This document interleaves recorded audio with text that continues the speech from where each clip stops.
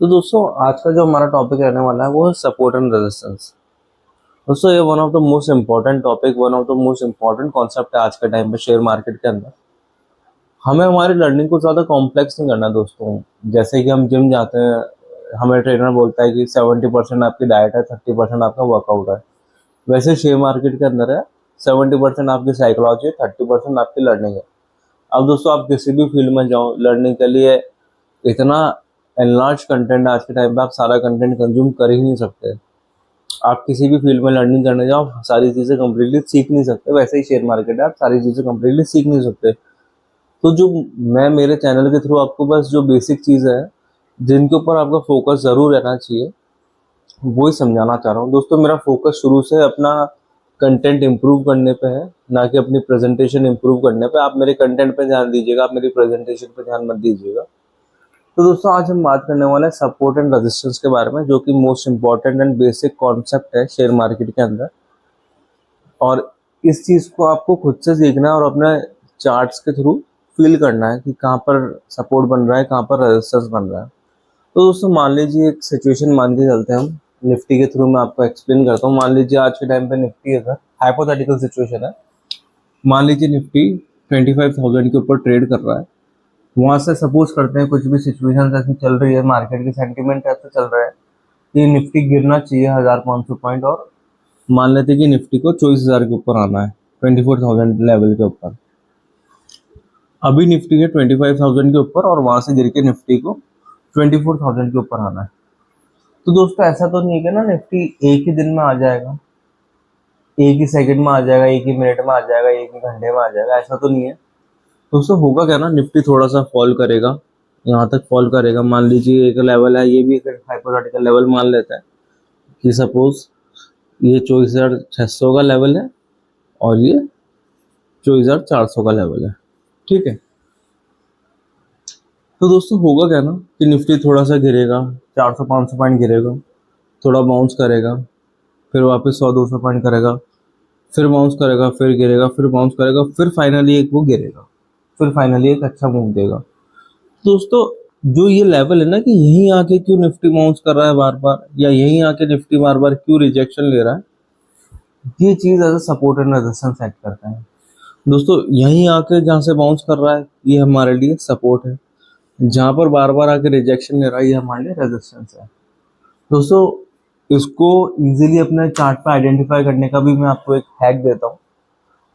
आप ज़्यादा से ज़्यादा अपने स्क्रीन पर पिछले 3-4 दिन का चार्ट देख पाओगे। तो दोस्तों अपना टाइम फ्रेम चेंज करना है, हमें वीकली टाइम फ्रेम पे जाना है या मंथली टाइम फ्रेम पे जाना है, अगर बहुत बड़े लेवल पे आइडेंटिफाई करना चाह रहे हो, वरना वीकली बहुत अच्छा है।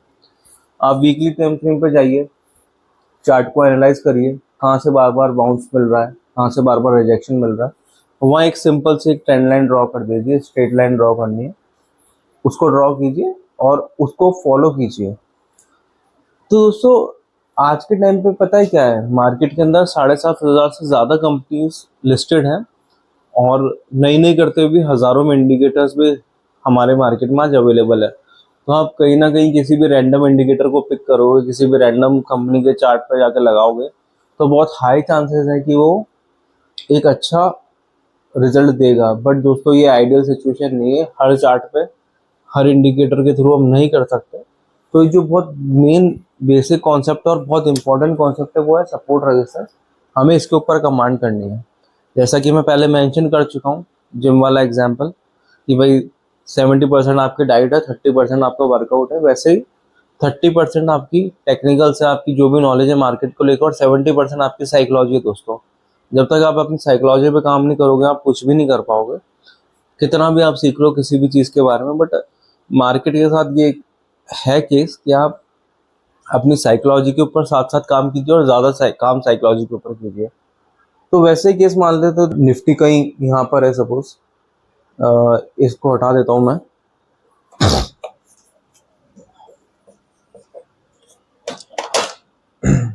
सपोज कुछ मार्केट के सेंटिमेंट सब पॉजिटिव हो चुके हैं, चारों तरफ से पॉजिटिव न्यूज़ का फ्लो आ रहा है मार्केट में, और मार्केट मान लेते हैं निफ्टी हमारा आज के टाइम पे लगभग 23,500 के आसपास ट्रेड कर रहा है। तो मान लेते हैं कि ये 23,000 का लेवल है 23 के, और ये मान लेते हैं कि 24,000 का लेवल है 24 के। मार्केट को यहाँ से यहाँ तक जाना है, ठीक है।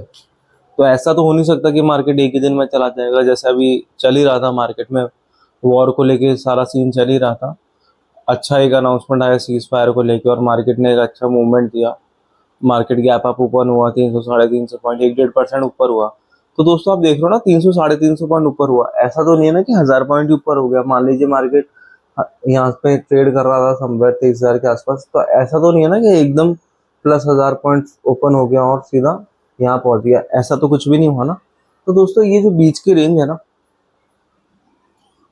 बहुत इंपॉर्टेंट रेंज होती है दोस्तों, और अक्सर ट्रेडर्स यही आके गलती करते हैं, और जो गलती करते हैं वो यही करते हैं, जो कमाते हैं वो यही कमाते हैं। दोस्तों होता क्या है ना, मान लीजिए 23,000 के आसपास मार्केट था, अच्छी न्यूज आ गई कि वॉर एंड हो गया, सीज फायर वगैरह सब हो गया, market 300-400 point gap up open हो गया। मान लीजिए ये 23,400 का लेवल है और ये मान लेते हैं कि 23,600 का लेवल है, ठीक है। मार्केट यहाँ तक आया, फिर ऊपर गया, यहाँ से रिजेक्शन लिया, फिर यहाँ सपोर्ट लिया, फिर यहाँ के रिजेक्शन लिया, यहाँ सपोर्ट लिया, फिर फाइनली आके मार्केट ने ब्रेकआउट दिया।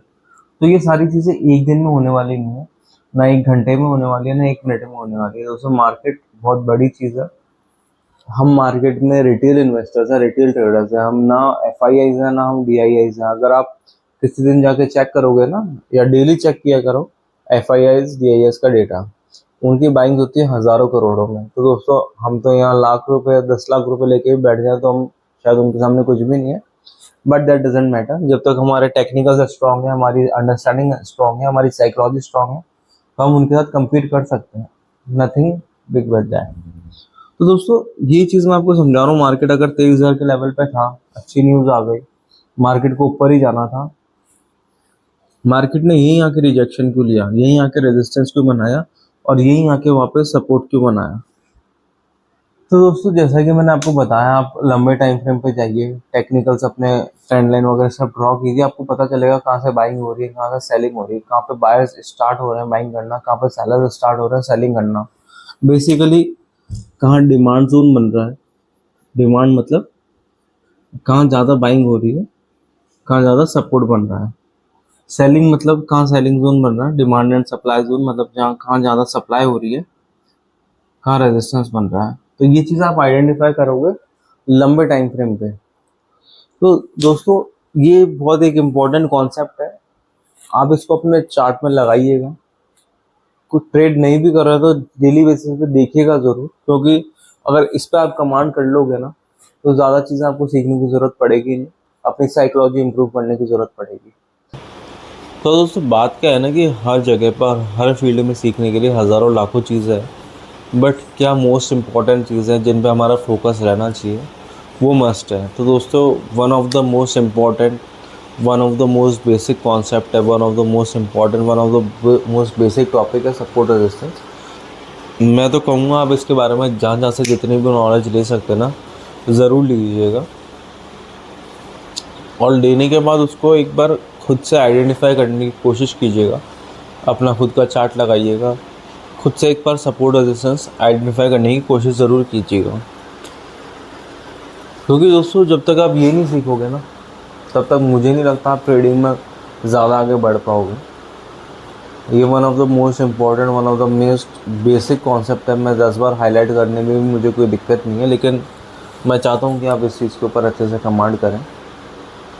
Till then please like, share and subscribe to follow similar content. Thank you so much.